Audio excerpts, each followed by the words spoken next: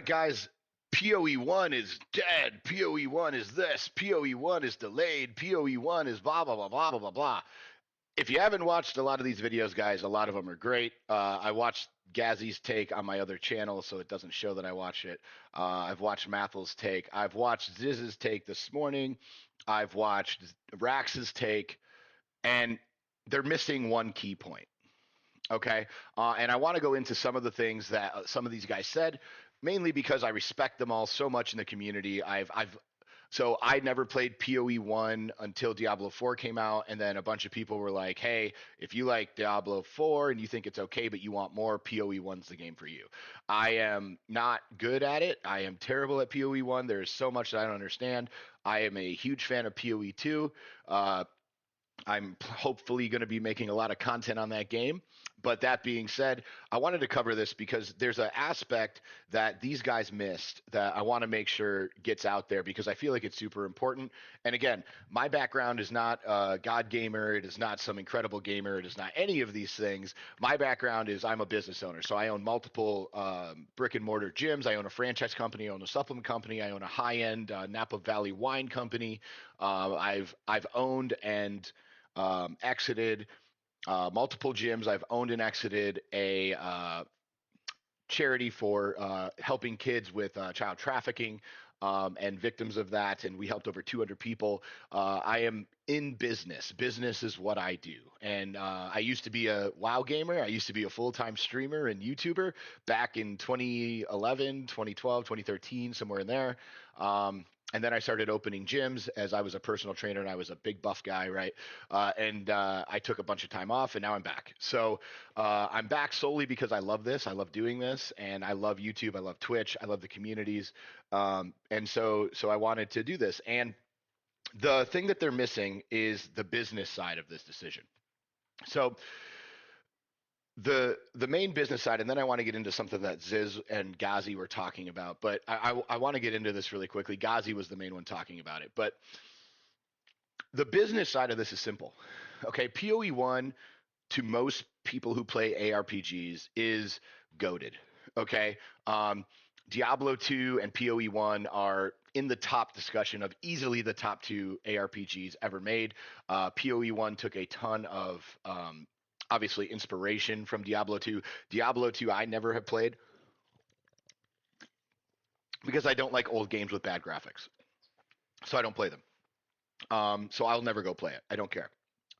I trust these people's opinion who all say goated. Okay. PoE 1, phenomenal game. Just too much stuff in it to learn, right? Trying to learn how to play it in 2023 was a terrible idea right now. So all I did was just follow guides, follow people. And that's how I found all these guys, right? That's how I have come to learn to love and respect all these guys is because of what they did. And I'm especially a fan of GGG. Okay. I love the way that they make games. I love how transparent they are as a company. I love their approach as far as bringing on the best people to their staff. I think that's honestly one of the bigger reasons that PoE smashes Diablo, the whole franchise, is honestly the reason that the PoE franchise smashes Diablo's franchise. PoE is much more concerned with having the most amazing people help develop their game, and Blizzard is more concerned with DEI hires. And that's just what it boils down to. Okay, so if you want the hot take, that's it. It's Blizzard is worried about DEI, GGG is worried about making the best game, and we've seen what happened. And it's not even close. Okay. So that being said, what I want to talk about is they delayed PoE 1 basically inevitably at this point. They gave a hint of to when it might be coming back. But at the end of the day, guys, I want you to think about something. They don't charge money for PoE 1. Now, in full disclosure, in order to really play it at a high level, you need to spend probably about $100 to get the basic stuff. Probably you could probably get away with less, but $100 really comfortable. And it'll probably give you some room for some transmogs and some MTXs too. Okay, but mainly for stash tabs, for quality of life tabs, for just experience. It's just spend $100, your life is a million times better in the game. Okay, it just quality of life's a million times better. That being said, the game itself is free to play. With PoE 2, they released a $30 early access, and it smashed everything. It smashed everything. Absolutely crushed. Was way bigger, way more profitable, way more hyped than even than the GGG guys admitted. And like they had so many issues on launch because there were so many people trying to play their game. This does not happen with a game as old as PoE 1. This does not happen on new leagues. I've played every new league for the past year and a half.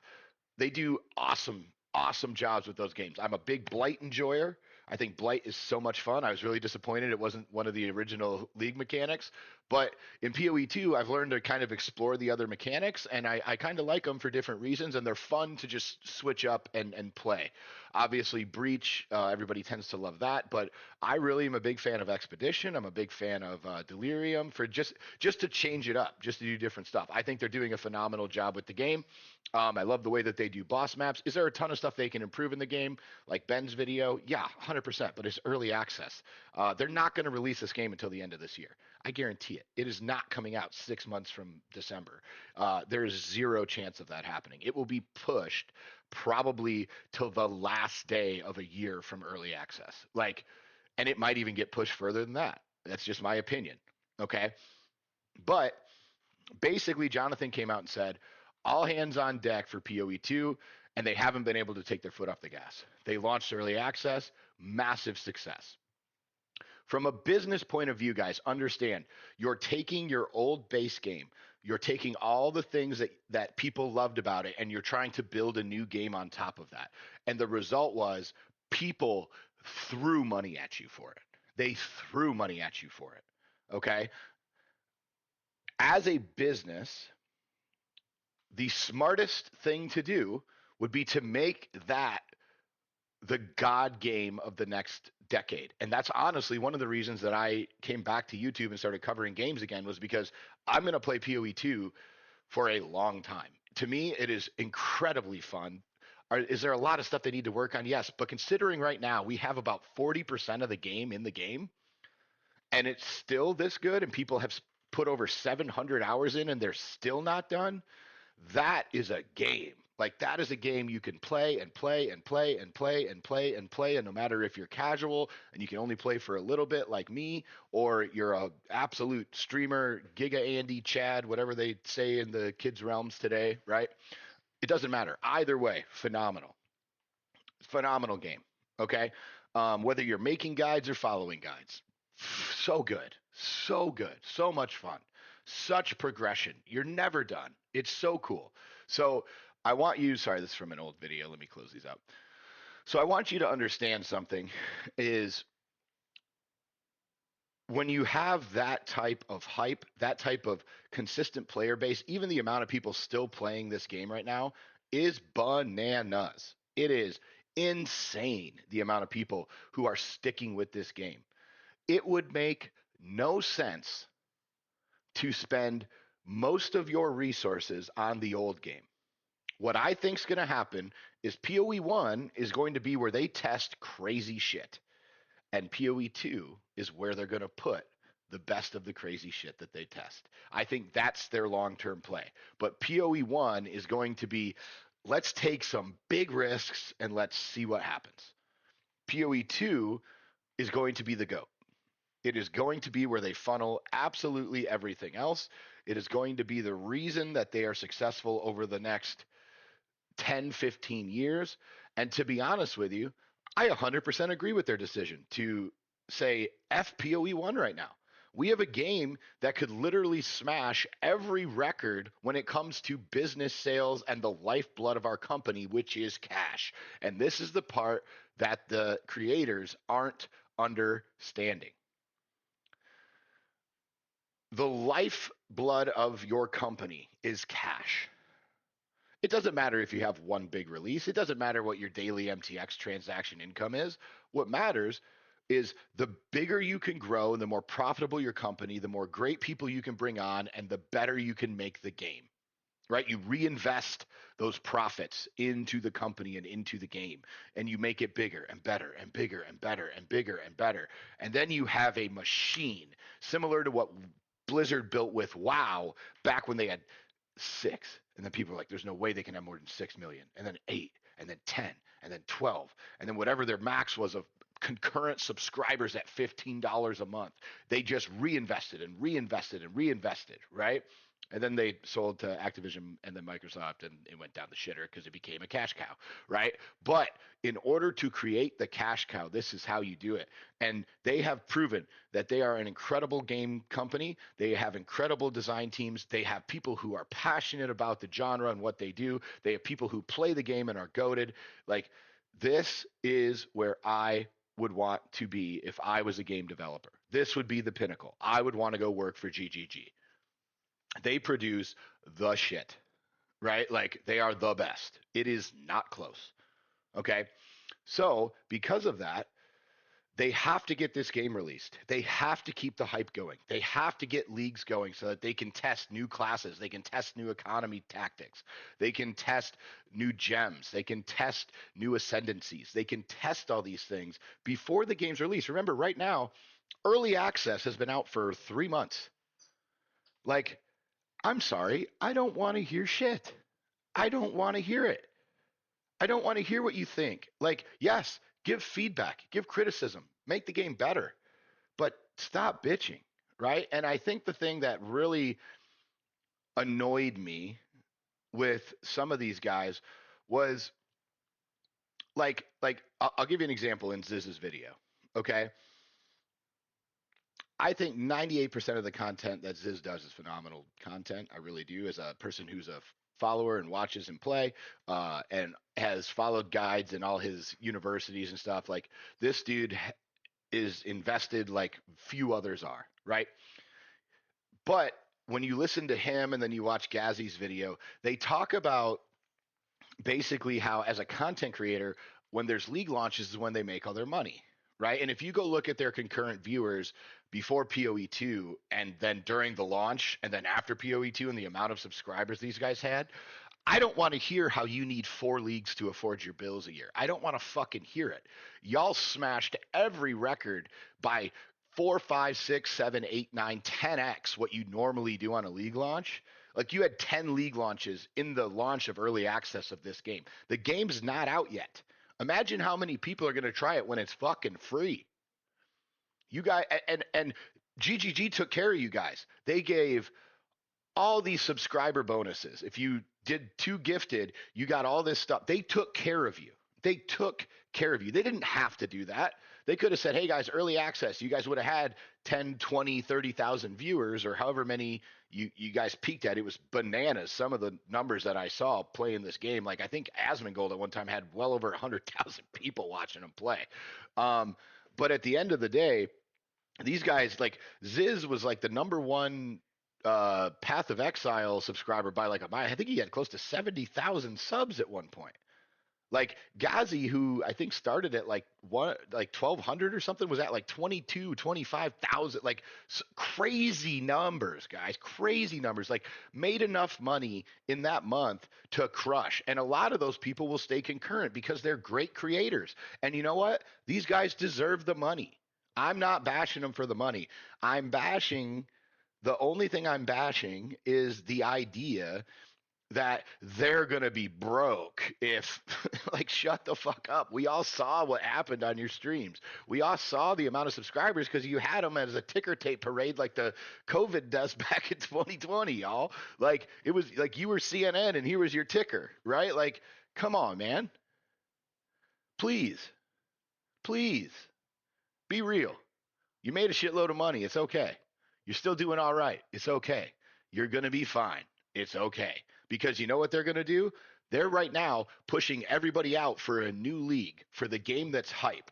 If they put out a new league in PoE 1 at the same time they put out a new league at PoE 2, do you know what would happen?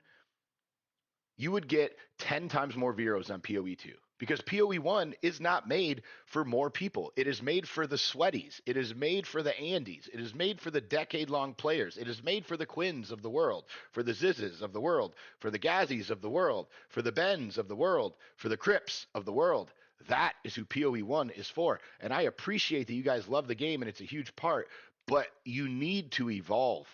You need to evolve on this one. You're wrong on a lot of this. They need to focus on PoE 2.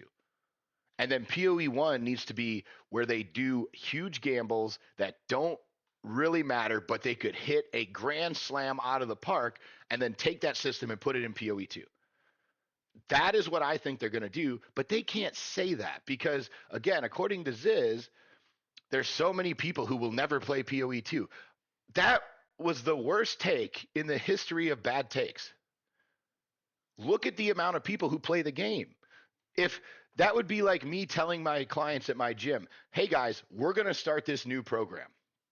And let's say I had 1,000 clients at my gyms and I started this new program and we had 20,000 clients because of the new program.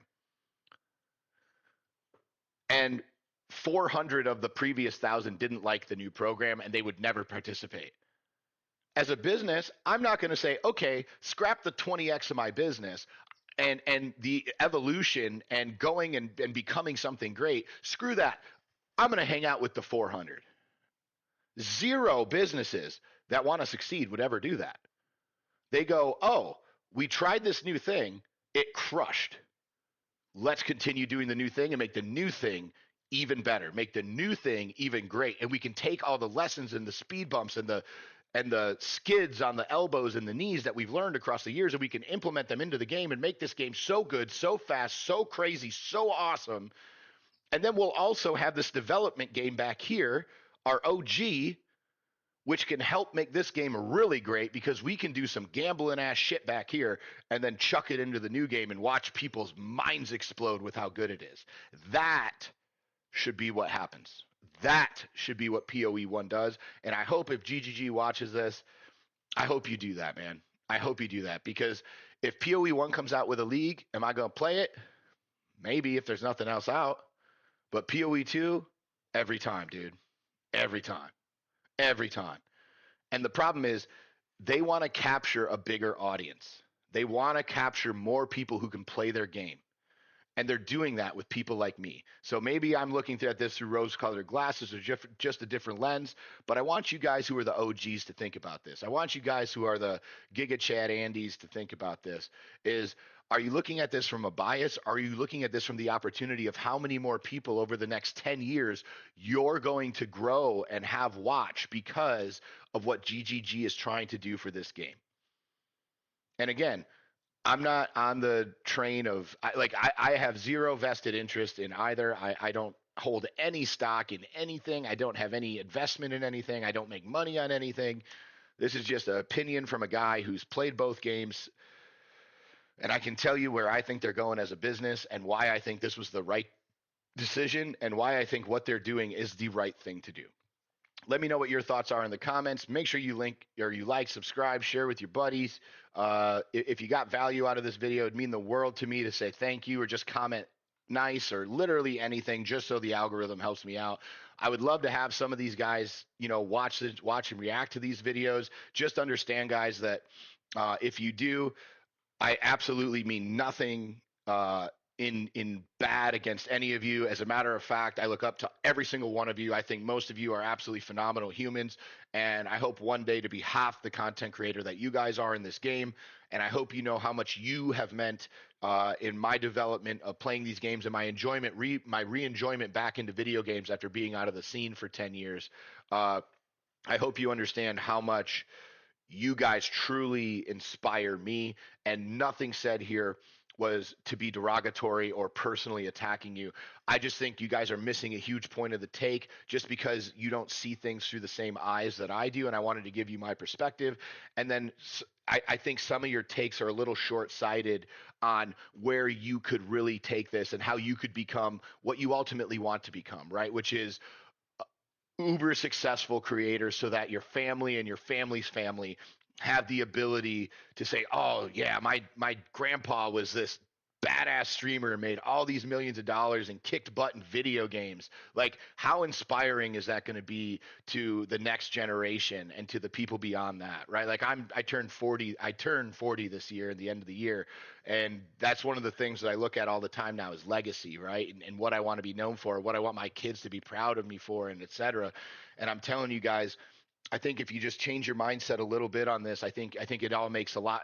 It makes perfect sense when you look at it through that lens, and it's frustrating when you look at it through another lens that you guys sometimes look at stuff through because it doesn't correlate, right? Like it doesn't make sense to you. But if you look at it through my lens, then what they're doing makes perfect sense. And so I think uh, if you do those things, it may help you adjust how you move forward and what kind of content you're producing and what you're excited for GGG to do. And again, um, I love all you guys, and I'm super grateful to be able to follow your guys' content and watch you guys play and watch your streams and check your videos out, etc. And I hope you know that. Have a great